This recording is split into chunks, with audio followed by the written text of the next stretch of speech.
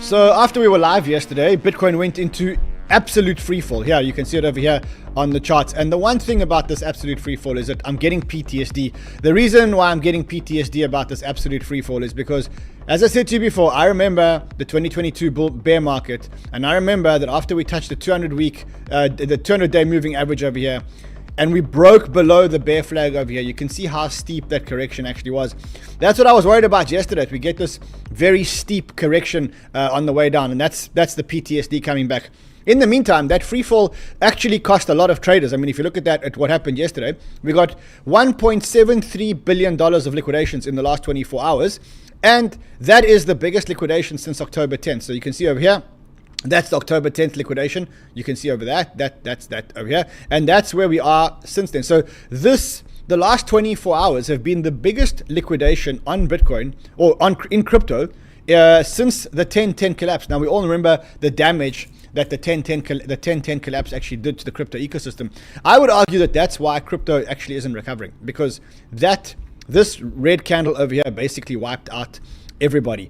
And so again, you got a massive liquidation. I don't know why you got a massive liquidation, because I mean, it was pretty obvious that if you break down below the bear flag, that it's going to be a big move down and we're going to go into free fall. We said that for a long time. If only the people had been watching us, maybe they wouldn't have got liquidated. Anyway, today there are many people that are very, very, very angry about what's going on in the market, and they are venting their anger at Saylor, at Saylor. They are saying effectively that Saylor is the one that actually killed Bitcoin. And to an extent, I actually agree that part of what's going on here is the fact that Saylor has, in inverted commas, leveraged up Bitcoin and basically killed Bitcoin through the liquidation. I'll actually show you the numbers now. But people are getting angry here, right? Random XBT says, the Ponzi backfired so badly. Wow. Then you've got 𝗙𝗘𝗗𝗘. 𝗙𝗘𝗗𝗘 says, rotated some BTC to Zcash. Zcash is now my biggest bag. My STRC Bitcoin thesis partially invalidated due to Saylor mismanaging it in my eyes. Then you've got Tom Crown who says, Saylor, can I get a refund? Think I need that kidney back. And that's in response to Saylor's sell a kidney if you must, but keep your Bitcoin. A lot of people are very angry with Saylor. They're blaming Saylor for this. I got this from a friend of mine. I'm not going to mention his name. I woke up this morning. You see, he sent me a message at 2:08 in the morning. It says, Saylor is finally effed. MicroStrategy won't last the summer. The good news is that I've spoken to my friend, and MicroStrategy will last the summer. But there is a scenario where MSTR can actually go to zero. And I'm going to show you that scenario of MSTR actually going to zero here. So people are calling crypto dead. MSTR can go to zero. I'll show you at exactly what point it is worth zero. And I will show you that live. I've got a spreadsheet. I've got a model for here, right here. There's the model over there. We'll go through this model and I'll show you how MSTR can actually go to zero much sooner than you expect. So if you're holding MSTR, you want to do that. And I want to talk about crypto's dead, because crypto does seem to be dead again. Every time crypto has been dead in the past, that's when it's been the best time to buy. But I'm not sure whether or not this time is the best time to buy. So that's what we're going to be talking about today. So welcome. Joanne Perry, welcome. I did see you on the screen, but I was trying to do the intro to the show. So Joanne, welcome. Greetings from the UK. Greetings to everyone else. I see you guys here. You know the drill. I'll bring you alpha, you bring me likes. We have a symbiotic relationship. All right, let's get into the alpha of the day. So people are angry at Saylor because they believe that Saylor is the one who caused this bear market. There's a lot of people now talking about Saylor getting liquidated. Saylor ain't getting liquidated, but there is a road where MSTR actually goes to zero, right? And it starts off with this chart over here. This is a chart that usually saves us, right? The chart that usually saves us is STRC. STRC is, here, let me show you the chart. The chart that saves us usually is STRC. STRC is the mechanism that Saylor uses to raise Bitcoin. It's a preferred stock. A preferred stock is not debt, because you don't have a claim against the company for it. It's a stock. But it does get a fixed dividend, right? Or it does get a dividend, not a fixed dividend. Now, when this thing goes to zero, Saylor can, to 100, then, you see, it's a Freudian slip when I say that when this thing goes to zero. It's not going to zero. When this thing goes to 100, then Saylor can sell these shares into the market and actually buy Bitcoin. And that's what he's done every other month. You can see he did it over here. You can see he did it over here. And you can see he did it over here. The only thing is that now this thing's gone back down, and it went down to 95.59, and it's nowhere near the 100. And we are already on the 3rd of June. Now, I said that I don't think that this thing is going to even repeg this month, right? So what is Saylor trying to do? Saylor is now trying to pay the coupon bi-monthly so that this thing pegs bi-monthly. Now, I have a big principle issue with this, right? There is no reason in the world why this thing needs to be at 100. They can increase the dividend. They can make a dividend every single day. It does not mean that this thing has to go to 100. There's no reason why STRC needs to go to 100. You cannot redeem it for $100. Therefore, it's not worth $100.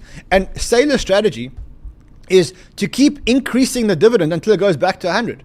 Now, he says here, below 95, recommend a dividend rate increase of 50 basis points for the next period.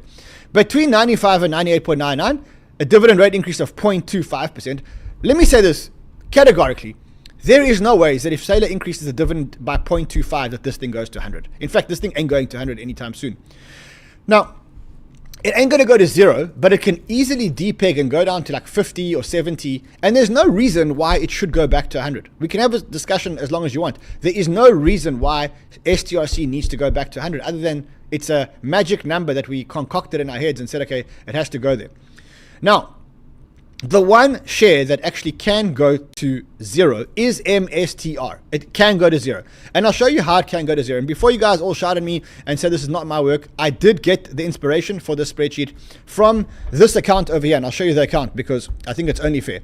The account is called Matt.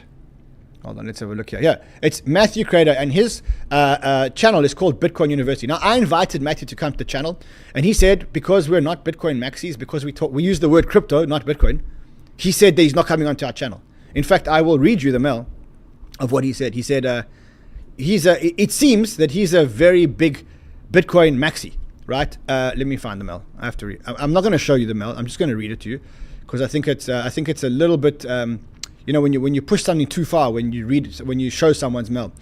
He says, I'm honored by your invitation, but I have zero interest in anyone who is still promoting crypto in 2026.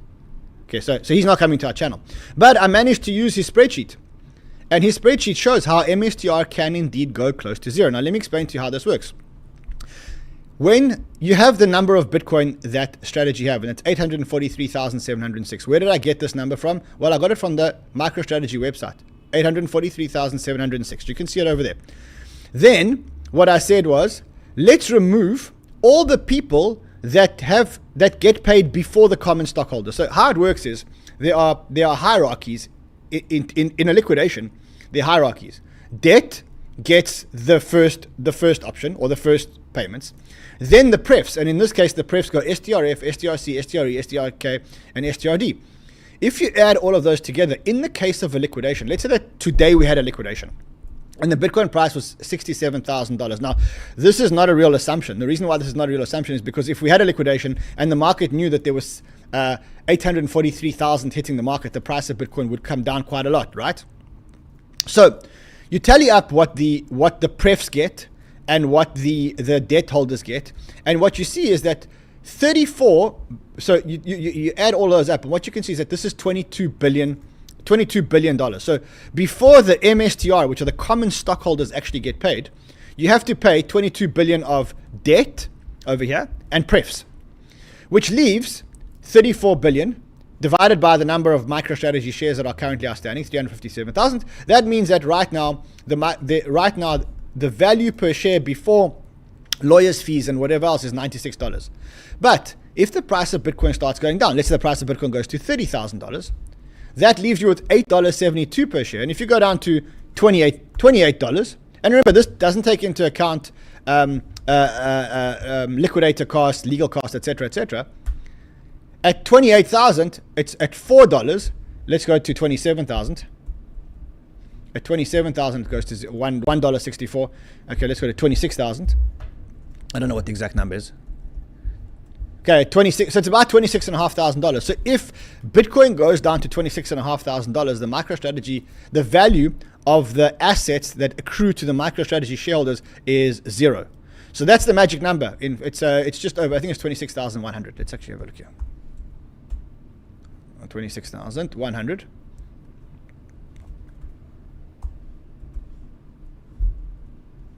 There we go.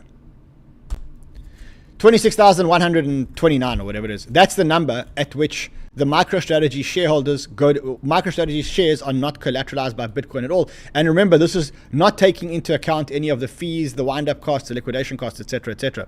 So how do I see this playing out? I don't see STRC repegging this month. If you hold STRC, sorry about that. I did mention it to you early in the month that this was the case. And right now, if Bitcoin keeps going down, Saylor doesn't get liquidated because he doesn't really have a liquidation price. However, he does need money to pay the dividends, right? Reason why I say he needs money to pay the dividends, a couple of months ago, or I think it was about 4 months ago, as it says over here, 4 months ago, this was what the situation looked like. He had $2.5 billion in the reserve. I remember I was at the conference when he mentioned that he had this reserve of $2.5 billion. He had prefs of $7 billion outstanding. He has an annual dividend obligation of $835 million. And therefore, the reserve coverage was 30 months, right? And he had $8.2 billion worth of debt, and he hadn't sold any Bitcoin then. Today, the picture's changed quite a lot because he only has $900 million in reserves. He's got $15 billion of prefs outstanding. His annual dividend obligations are $1 billion. And his reserve coverage is now, $1.7 billion. He's got $900 million, so his reserve coverage is about 6 months. That's it. And he went and bought back the debt the other day, and that's what the market's very upset with him about. So how do I see this happening? Well, what I see happening at the moment, I don't think Saylor's going insolvent, but I do think that the only reason why in the 4-year cycle, in the bear market cycle, the 4-year bear market, the only reason why the prices were going up so aggressively in the 4-year cycle was because Saylor was using STRC to actually, this is why we broke out shares, because Saylor was using STRC to actually go and buy Bitcoin. Now, Saylor can't come into the market anymore, and therefore we're going back into the 4-year cycle. A lot of people are looking for an excuse or something to blame as to why we're going down. Some people are blaming quantum, and yes, of course, quantum may be a thing.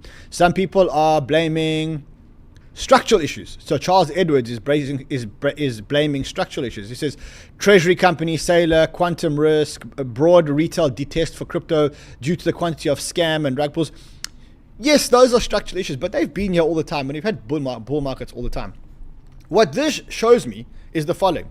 This shows me that we're in a bear market, and people are looking to blame this bear market on something. Every bear market, the bad news rises to the top. In a bull market, there's also bad news, but no one follows the bad news because prices are going up. And you can see that when you think about the stock market now. There's a lot of bad news in the stock market, but who cares? There's a war going on, and every day in this war, prices go up. There's consumer inflation at all-time highs, or not all-time highs, but at recent highs, and prices go up. In a bull market, people ignore bad news. In a bear market, people bring the bad news to the top. Why is crypto not going up while everything else is? Large majority of you, I'm not going to read that word live on YouTube, spent the cycle promoting garbage. So people are angry, and understand why people are angry.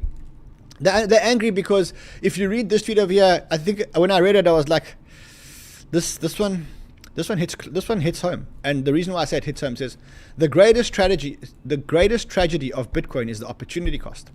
The generation of pro-tech, pro-future investors spent the past year holding Bitcoin for dear life, following it blindly, even as every thesis except for scarcity collapsed before their eyes.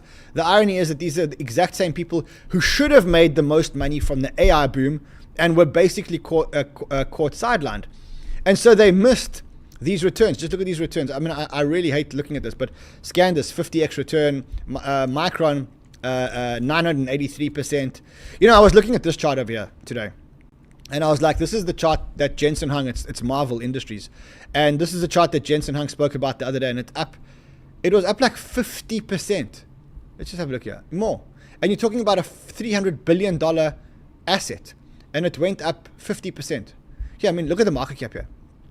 This is the kind of things that happens in an altcoin or a meme coin run. Every single day, one stock pops. I mean, just, you know, I think the easiest way to look at this and to get the real FOMO is when you go onto the stock bubbles, and then you go onto the 1 month on the stock bubbles, and you go, okay, look, this month, Dell doubled, Marvel doubled, Micron doubled. Okay, let's go to the 1 year. This is going to be a really scary chart. Scandus 50x, Micron 10x, Marvel 4x, Intel 5x, can't see this bubble over here. AMD 4x. This is like an alt season. This is what you get with an alt season, except these are $250 billion companies. And so the biggest problem here is the fact that it's not the fact that prices haven't moved, it's the opportunity cost of not being in everything else. And that's why people are angry. That's why people are upset. That's why people hate crypto. And they're getting to the point now where they're absolutely capitulating. And as they capitulate, they sell more of their crypto. There comes a point where you say, no, I'm out of this crypto thing, and I'm going to go and play these things. And I get it. Because I'm tempted every day to do the same. I'm just worried that if I do that, that's the capitulation. And I think when you do capitulate, that's when the market punishes you and says, oh, you got in late to a heated trade, and now you're going to be punished for going late into a heated trade. So I guess a lot of people are angry. They're looking to blame the bear market on something, when ultimately it's just the normal 4-year cycle bear market. That's what Ben Kahn said. He says plenty of narratives to justify why Bitcoin is dropping right now, but it often drops into June of the midterm years. That's it. I know the 4-year cycle view is mocked frequently, but it has been the most accurate and then most than any other theory out there. I'm going to get Ben onto Crypto Insider next week. I've actually spoken to his team. We're going to get Ben on. For those of you who missed the show with Gareth yesterday, there is a link to the show below. That's the show over there. Go and watch the show with Gareth yesterday and subscribe to Crypto Insider, because that's where we bring you institutional style content. Also, there's an institutional style newsletter that you actually get for free. So just go and sign up. Anyway, in the meantime, the FOMO continues, right? Every day we wake up and our market gets punished, while at the same time, you look at what's happening in the S&P 500, you look at what's happening in the NASDAQ, and if the S&P 500 closes green today, it'll be the longest winning streak since 1995. I'd love to just have like a winning streak of like 4 hours for Bitcoin. I just want like a winning streak of 4 hours for Bitcoin. Hold on, Vinny's just tweeted me. Let's see, he says it. Unpopular, he's talking about the same thing we're talking about. He says, unpopular opinion, MicroStrategy will eventually, he said, this is 2024, will eventually do more harm for Bitcoin than good, more than what FTX did. He may be right. Yes, so people are upset because they've missed the NASDAQ run. I know Vinny didn't miss the NASDAQ run. Vinny, the one thing about Vinny Lingham is Vinny Lingham sees around corners. I've known the guy for so long, and he has these like wacky theories, and then like they play out. He was telling me about AI. I won't forget, we were sitting overseas, and he was telling me about AI, and he's like, look, I've kind of left crypto. I'm spending my time in AI. I thought, like, what the hell are you talking about? Meantime, look where he is today. So he's also saying that MicroStrategy is going to do a lot of damage. He said this in 24, and he reiterated it in WhatsApp now. I'm not going to read it to you. Anyway, so the NASDAQ up, or the S&P up 9 days in a row and 9 weeks in a row. One of the strongest runs in history, while crypto hasn't actually moved. I mean, you look at these charts. Look at this chart. This is such a sad chart. This is the return of pretty much every asset. Bitcoin down 15%. Gold, I think it's this year. Gold up 50%. Just look at all these. Just look at everything. Nasdaq, Tesla, the Nasdaq, Google, silver. Everything is up, and crypto is down. And a lot of people are capitulating, and that's exactly what's going on right now. Investors are seeing these bubbles, and they're saying, if these are the bubbles that I can get in stocks, then why should I come to these bubbles? Why should you come to these bubbles, which are mainly red? Why should you do that, right? And that's exactly what investors are saying right now. But there is a silver lining, and I actually want to talk to you about that silver lining in a second. But let's just quickly finish this, and then we'll talk about the silver lining and the altcoin. So as investors see that every other market is running, they capitulate out of crypto, and they take money out of crypto and they put it into other markets. And so as that happens, crypto prices go more down and those prices go more up, right? Now, you also have a double whammy coming to the market. You can see it. You can see it from the ETFs. People are withdrawing money from the ETFs, 1 billion plus 1.4 billion plus 1.2 billion plus, this is the last month, like $5 billion flows out of the ETF. Where's that money going? It's going into AI, it's going into tech. And it's about to get a whole lot worse, because you've got SpaceX coming onto the market in an IPO. They're raising $70 billion or $75 billion. $25 billion that is coming from retail investors. Where are they going to get the money from? They're going to sell all the other assets. They're going to sell Nvidia. They're going to sell crypto. Where do you, I mean, if you're offered to invest in SpaceX, part of the $75 billion raise, where do you get the money to invest from? Where? You have to sell something. First thing is you sell your non-performing assets. You sell your crypto. I'm getting out of this garbage market, and I'm going to put my money into SpaceX. I'm going to make all my money back. And then it's not only SpaceX, it's actually Anthropic as well. Look at this. This is on Variational, by the way. So Anthropic is actually trading at a $1.8 trillion valuation. And it's also filed for an IPO. Guys, it's trading at a $1.8 trillion valuation. That's SpaceX coming on at 1.75 trillion, Anthropic at 1.8 trillion. I mean, if Anthropic's coming on at 1.8 trillion, then you could say that OpenAI is also coming on at like 1 trillion. Where does all this liquidity come from?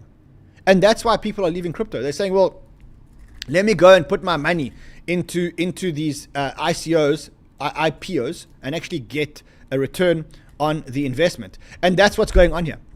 By the way, if you want to trade Anthropic, look here, Anthropic, show you some other ones here, SpaceX. You can trade SpaceX, you can trade Anthropic, you can trade OpenAI.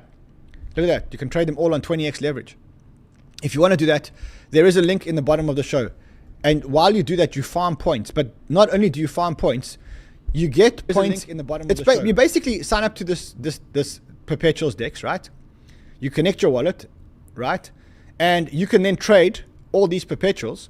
And while you do that, you get points. But not only do you get points, you get a points multiplier. Let me show you. If you use the code, because you need a code, it's not open to everyone. If you use the code OmniRun to get in, you get a 15% points bonus, which means that you're farming points. I got last year I got like 400 points. So that's like worth $8,000 just for trading on Variational. So just do it. It's like trading on Hyperliquid, except this time you can actually get the airdrop. But anyway, these things are going to drain all the liquidity out the market, and that's why everybody, this is from Ben Cowan, you can see that no one's here anymore. No one's here anymore. It makes me really sad. Like I get teary when I think about it. I mean, at least Joanne Perry's here, because I mean, if Joanne Perry wasn't here, and what's Goldberg's name? What's his name? Glenn Goldberg. It's I mean, I arrive here every day for people like Joanne Perry and Glenn Goldberg, because I know that they're here every day, and if I don't arrive and they're here, then it's sad. But ultimately, everybody else has left. And Joanne's here. It's Joanne. This whole show is actually about you and Glenn. It's just you and Glenn. That's the whole show actually. No, everyone else is gone. Look, this is what the chart's telling you. Everyone else is gone. Like all the viewers are gone. It's Joanne, Glenn, and the researchers that watch this. Even my mom doesn't watch the show anymore. Sad but true. Okay, so now, as I mentioned to you yesterday. Okay, we got, who's this? Olu, you must be new here. So God says, just imagine stocks dumping. How fucked crypto would be. Laugh my ass off. Hard to stay invested in this industry after a multi-year of underperformance. So to this, I say the following. Remove all your emotions and answer this question. Do you believe that the Bitcoin high is in forever? If you do, then get out the industry. If you believe that Bitcoin will eventually make a new high, you currently have an opportunity to buy at a 50% discount to the recent price. That's how I summarize this whole thing. Now, I said to you in the beginning of the show that crypto is dead. And, well, I think what did they call the show on the thumbnail? Crypto is dead, but not how you think.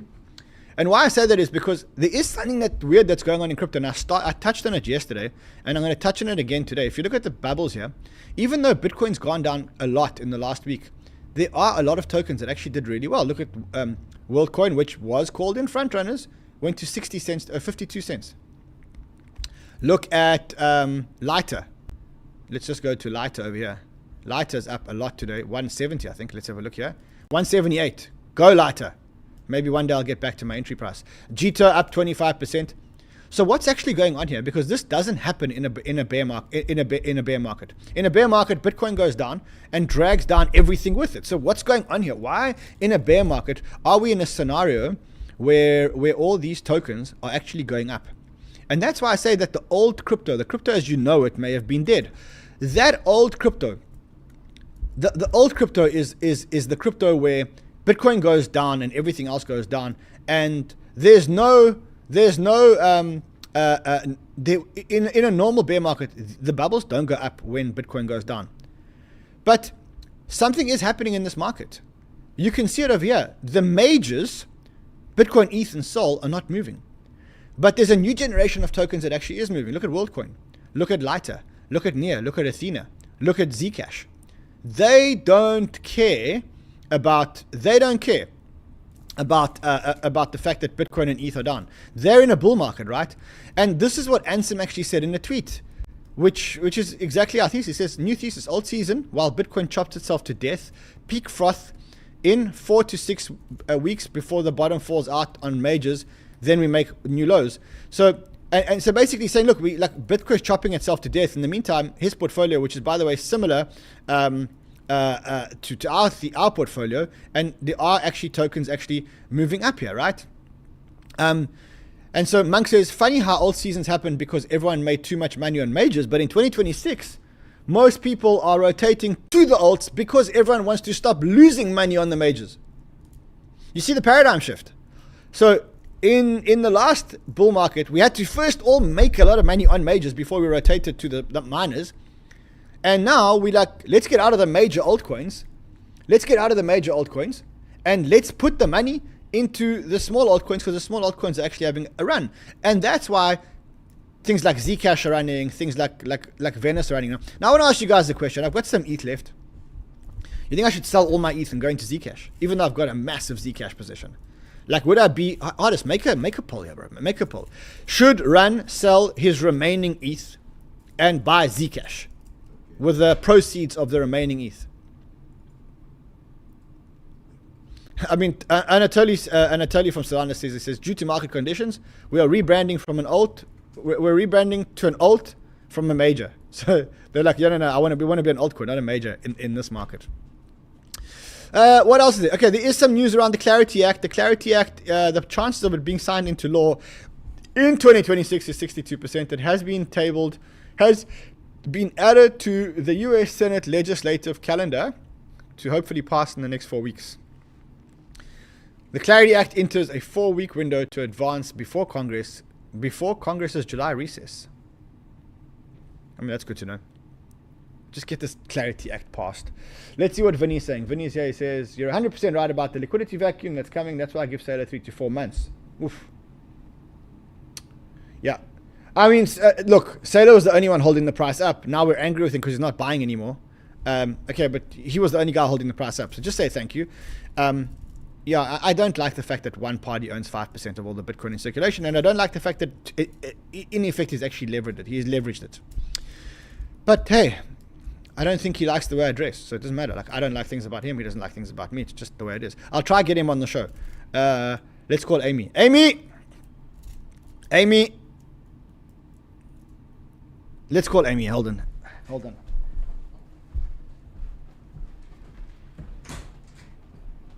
Amy, the people are calling you.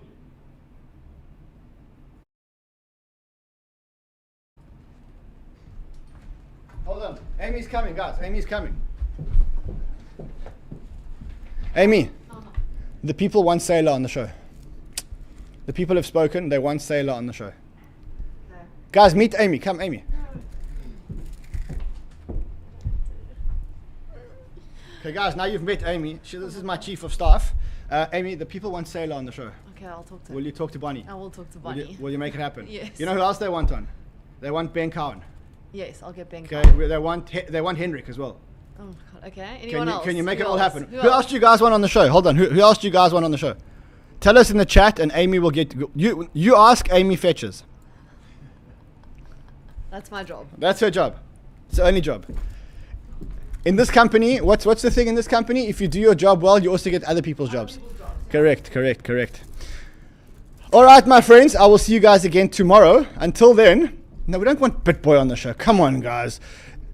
No, come on, Charles. We don't want BitBoy on the show. 𝗕𝗓𝗙𝗘𝗓. That's a good one. We need to get 𝗕𝗓𝗙𝗘𝗓 on the show. Richard Hart. I reached out to Richard Hart. He's AWOL. All right, let's see if we can end the show before 30 minutes. See you again tomorrow. Until then, trade well, my friends. Hardest.